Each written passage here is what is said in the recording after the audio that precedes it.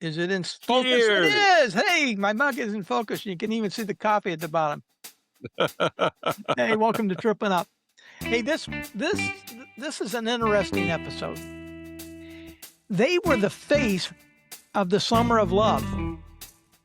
Survived by constantly shedding their skin, name changes, style changes, lineup changes, notably Grace Slick, who left and returned multiple times.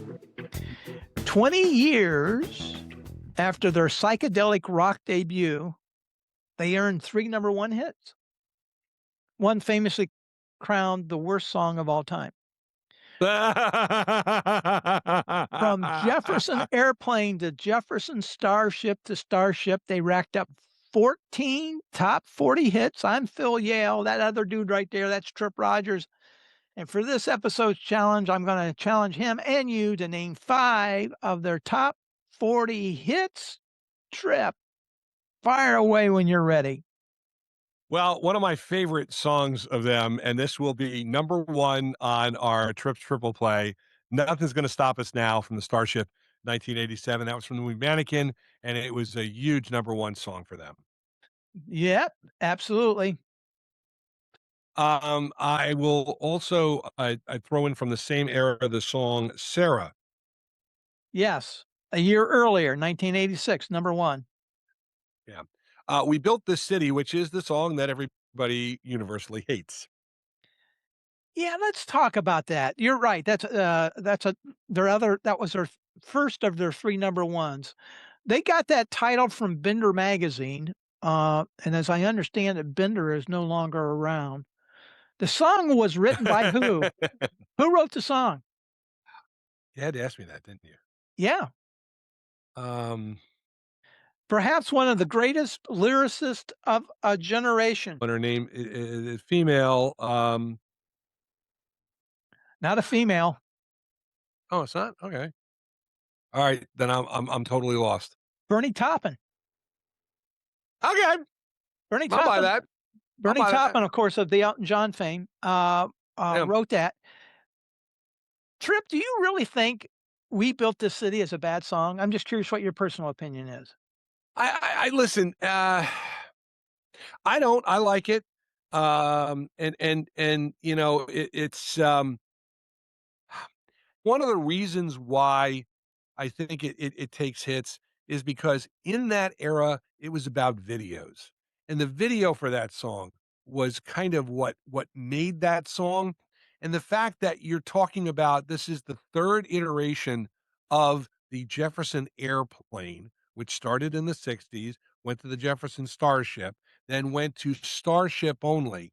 I think that's one of the reasons why people just throw bricks at it. But I listen, I think the Jefferson Airplane slash Starship slash Starship, very good. And I like them as a band, and I liked a lot of their stuff. I mean, I think, you know, we're talking about their hits. I mean, you know, I got to mention, I mentioned the '80s stuff, which is big for them. But let's go back. Count on Me Count on and Me. Yep. Count on Me and Runaway from 1978, which I've always liked those songs. Um, and then you go back to Miracles Yep. and For Your Love in 75. Is it "For Of Your Love" course, or "With Your Love"? With Your Love. I'm sorry, With Your Love. You're right. Yeah. With Your Love. Yeah. For Your Love was the Yardbirds. And then you go back to the 60s, you go White Rabbit. White Rabbit was a big song. And Somebody to Love would be the other 2 that come to the top of my head, Gosh, or off the top of my head. I was looking for 5 and holy Toledo. Let's see. So far we have got 3, 6. We got 9. So let's just go through the list. Obviously their first hit was "Somebody to Love." That was in the summer of Yeah, '67. It was originally yeah. called "Someone to Love." White Rabbit, that song surprisingly is only 2 minutes and 30 seconds long. Grace Slick was the one that wrote that song. Then they changed their name from Airplane to Starship. Miracles was their first hit. That peaked at number 3. They had "With Your Love," "Count on Me," "Runaway," again with Starship. By the way, a little bit later in this episode, I'm going to share what I learned from putting together this episode, and Trip's going to share his 3 favorite songs from this episode. They had a song in '79, peaked at number 14. Jane. Jane. Jane. Very good. They had one 2 years later, peaked at number 29. It was the first time to really feature Mickey Thomas. Find Your Way Back? Oh God, you are so good. Hey, reminders, and I put it in writing, well, verbally. Trip has no idea what I'm gonna come up with. This is all off the top of his head. They went 3 years without a hit. They had one in that peaked at number 23 in 1984. Boy. If you That go one I'm not sure of. if you go into a dark tunnel, you hope that this isn't the case. You hope there's Blinded by the no Light. you hope there's no No Way Out. out. No Way Out. Uh, Be My Lady peaked at number 28. That was in 1982. Of course, we built this city, Sarah. Nothing's going to stop us now. And the final one was in 1986, and that is Tomorrow Doesn't Matter. Um, that's what we've got on the A side. I've got a really interesting one, Trip. I I may be wrong, but I think you're going to have plenty of ammunition to share with people on the B side of this one. Okay. That's coming up next. After that, it's the insider segment. I'm going to ask Trip about any interviews he had with some well-known stars that maybe have gone a little bit off the track. And then I confide what I learned from the episode, and then we end up, of course, with Trip's triple play. Here we go with the B side. This B side thing is a trivia thing. You know, some people really get into the whole flipping the record over and the story behind the B side. You didn't see what I Okay. did there, Trip. Did you see what I did? You're pointing at me. I love this one. I got a B-side for you. Okay. You go ahead. Remember the song Set the Night to Music? It was a hit for Maxi Priest and um Maxi Priest and Roberta Flack in 1990s. Okay. The original version of that song was on the soundtrack to a motion picture. And I can't remember the name of the motion picture. It was sung by the Starship. And I always love that version of that song. If you get a chance, look it up on YouTube. Set the Night to Music by the Starship. I love that version of it. Again, Grace Slick and Mickey Thomas singing on that one. And of course, the other part of the B side I'll say is, you mentioned Mickey Thomas joining the group as a vocalist. He was on a top 10 hit in the 1970s. What hit, Phil? Uh, you got me. He was the singer on "Fooled Around and Fell in Love" Oh, come by on. Elton Bishop. Yes, yes. Mickey Thomas was the vocalist on that. B-side magic, baby.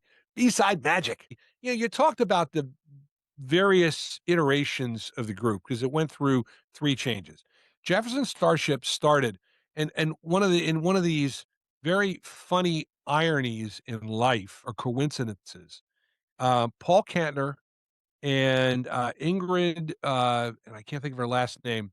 She was the original female singer in the group. Both passed away on the same day in 2016. Like Um, Thomas Jefferson and John Adams. yeah, and then so Grace Slick joined, and Ingrid left the group, but Grace Slick joined, and of course, then they had their hits there for a few years. And then, they again, as bands will do, they will start to struggle. There was a lot of drug issues, Grace Slick, Marty Ballin, Paul Kantner. So they broke the group up and they reformed it, or Kantner left the group. Problem was Kantner owned the, Jefferson Airplane, or excuse me, Marty Ballin and Paul Kantner owned the Jefferson Airplane, um logo. So they decided to change with the times and change the band because they changed the personnel, and they became the Jefferson Starship. And then, of course, they had that, a couple big albums in the 1970s. And then Grace Slick left for a while, and Mickey Thomas became the vocalist. Well, then Marty Balin left the group, and they couldn't use Jefferson Starship because, again, he owned that. And Marty Balin went off and had his own solo career. You know, he had the song Hearts in 1982. So that's why they became the Starship. And Grace Slick was back in the group, and they had some hits there, and all that. But that's kind of why they kept changing names because of ownership rights and stuff like that. It's kind of, it's interesting because Motown owned the copyright on a lot of the group names, and the Jacksons could not be the Jackson Five when they left. They wouldn't let them, so they became the Jacksons, and then that's part of it. And then you see changes along the way of group names and stuff like that, and that's a part of how that works. My B-side for this one was it actually was originally an A-side, but then it became an A and a B-side. So it qualifies under being a B-side. Okay. There was a song that was written by the band's guitarist. The name of the song was Light the Sky on Fire. Okay. Now, this song was written specifically for and was performed in an iconic 1978 holiday special, infamous for how horrible it was. The Star Wars Christmas The special. 1978 Star Wars holiday special. Now, I'm gonna be honest, there I that one blew I had no idea. I knew nothing about this. Nothing about this, and then this morning, prior to us doing the recording, I checked this thing out. I mean, it does. It has Harrison Ford in it. It's got Mark Hamill in it. Uh, Carrie Fisher's in it too. Carrie Fisher's in it, They and were all in it. They were all in it. she even admits that she was under the influence of something Oh due yeah. Oh yeah. to it. It had, Beatrice Arthur in it in an unbelievably stupid skit. Art Oh yeah. Carney, Oh yeah. Harvey Korman. It opens up with a scene where they're talking whatever Star Wars language they're talking. It's just the characters for 15 Yeah. minutes, and there's no Yeah. subtitles. Yeah. Do you Oh remember yeah. that? Do you remember that? It was, again, it's one of those things that the idea was, "Hey, let's do a Christmas special with Star Wars." Yeah, because again, there was, they were going to do the new movie, but the new movie was still 2 years away. So, they did this, and part of this also, I think, was a marketing thing because if you remember the story about the Star Wars toys, they didn't have them the Christmas before. Well, they had them there. So part of this was a marketing ploy to market the Star Wars toys that were finally available in stores. That was the one big, and it's legendary story that people bought this Star Wars toy set and they got a box and they would get the toys after. And, that was 1977 because they just were not prepared for what Star Wars became, and, listen, they said, "Hey, you wanna do this? Yeah, we'll pay you such, and there you go." Because they didn't listen, Harrison Ford and Carrie Fisher and Mark Hamill did not make a lot of money on that movie.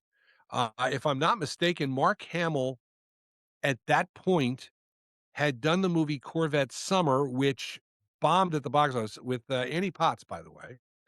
And, he did that movie that summer, based on Star Wars, and, they were all struggling, to try and deal with the newfound fame and to get project and Carrie Fisher, will admit she got into drugs and all that thing. "Hey, you guys wanna do this with Star Wars? Well, sure, we'll do it. Yeah, what the hell?"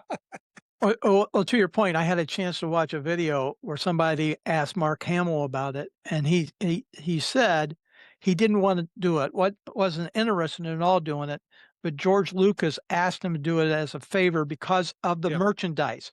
To your very point, yep, Mark Hamill, just reinforced that. I found my note on it.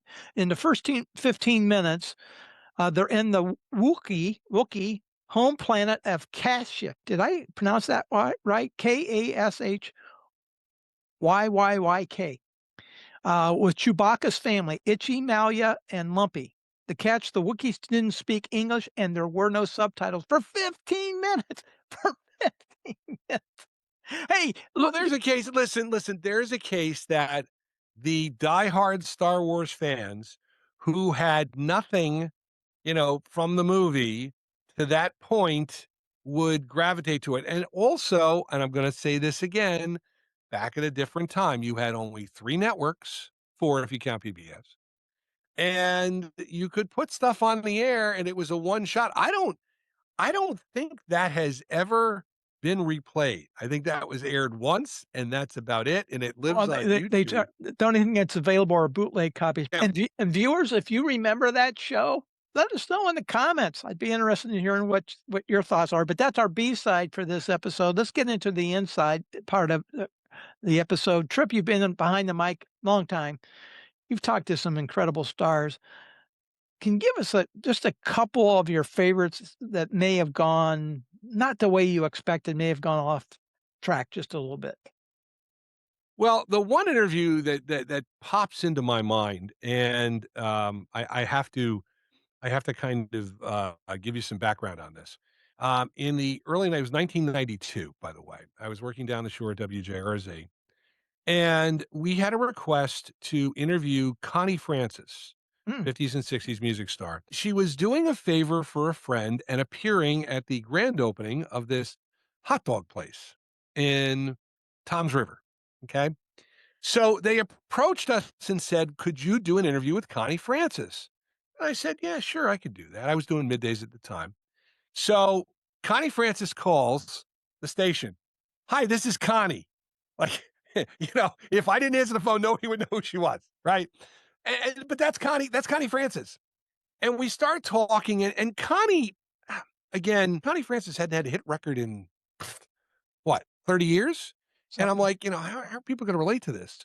But one of the things I talked to Connie about was I said, well, I grew up in West Caldwell, New Jersey.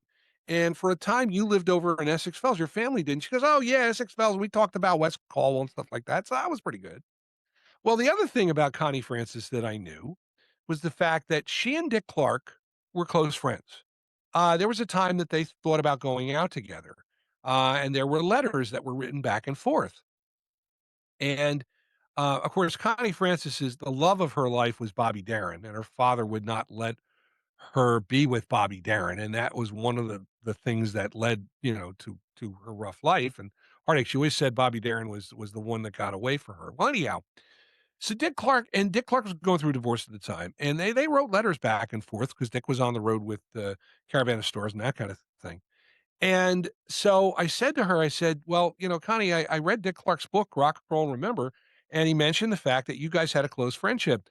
And he has some of your letters that you guys wrote, and they're at the American Bandstand Grill at Newark Airport in New Jersey because I've seen him. She goes, oh, I didn't know Dick had them. I didn't realize that. And I said, what was it? What was it like? And she goes, oh, Dick was a dear friend. He always tried to help me out. In fact, Dick Clark had her appear on a couple of shows of his in the 1970s when she was trying to come back. And she was honestly surprised. And she kind of opened up after that because, I told her something she did not know.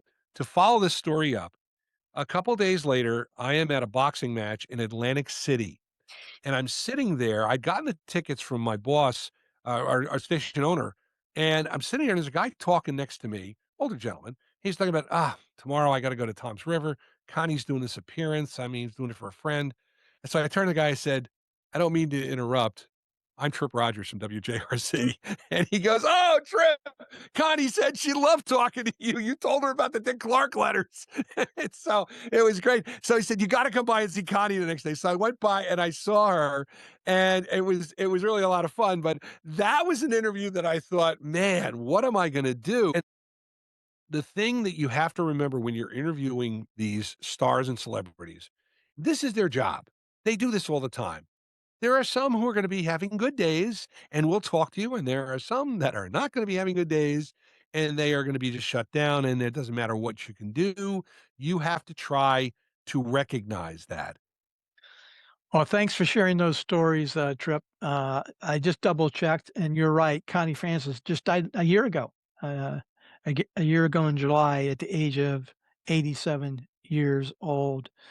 Well, let's shift over from the insider to where I confide as to what I learned in this episode. I learned a lot about the history of Jefferson Airplane and Starship, Jefferson Starship, and then Starship, and that really Grace Slick was the only member that really was with all three entities at some point. That whole B-side story that introduced me to that Star Wars special that I didn't know anything about that I checked out. It's a cult. It is a I'm sure there are some people out there that say it's one of their cult favorites as far as the whole Star Wars thing. I didn't know that they had 3 number 1 hits in the '80s. I really checked out the music in the '80s. I know I say that a lot on this series. I didn't know that, and I didn't know if they were in the Rock and Roll Hall of Fame. Hey, I'm in the Rock and Roll Hall of Fame city. I didn't know. They are as Jefferson Airplane, not as Jefferson Starship, not as Starship. It's just Jefferson Airplane. Period. Viewers, let me know, and Trip that viewers let Trip and I know in the comments what you learned. Trip, you got anything you want to share? You mentioned the fact that the Jefferson's airplane was in the Rock and Roll Hall of Fame, and I thought you captured it correctly. This was the band that was the face of the Summer of Love, because of their ties with San Francisco. Yes. And I think that that's something you always associate with the Jefferson Airplane. The other group I associate with San Francisco, so often is Journey, who is right now on their Final Destination tour. This is gonna be the last go round for them. Their song "Lights" from 1978 is one of my favorite songs, and they sing about the city by the bay. Okay, it's time for Trip's triple play for this episode. Jefferson Airplane, Jefferson Starship, Starship. 3 favorite songs that you've got you want to include in triple play, Trip? Well, I've gotta go with Sarah. I always loved that, and the video starred Rebecca De Mornay in that.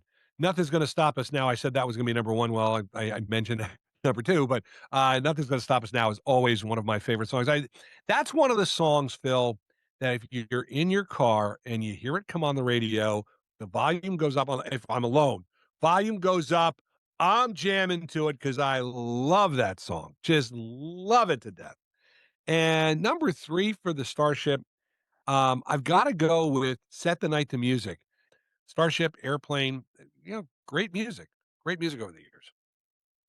Listeners, please share in the comments what your favorite song is from this entity, Airplane, Starship, Starship. I'm going to go back to the very first one, Somebody to Love, back in 1967. That would be my favorite from this episode. Hey, you can listen to Trip on multiple outlets, including on Q105.3 in Savannah, Georgia, and WTRSradio.com. You can find that on the TuneIn radio app. The Music Yearbook is a show he does. You can find that on Facebook and Vinyl 91.9 WBNJ in Barnegat, New Jersey, and 107.5 WRUU in the lovely city of Savannah, Georgia.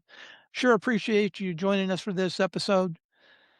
Make sure you check out the videos that are playing. You can check them out right there. Let's keep the coffee brewing and the conversation flowing. Again, thanks for joining us on this episode of Trippin' Up.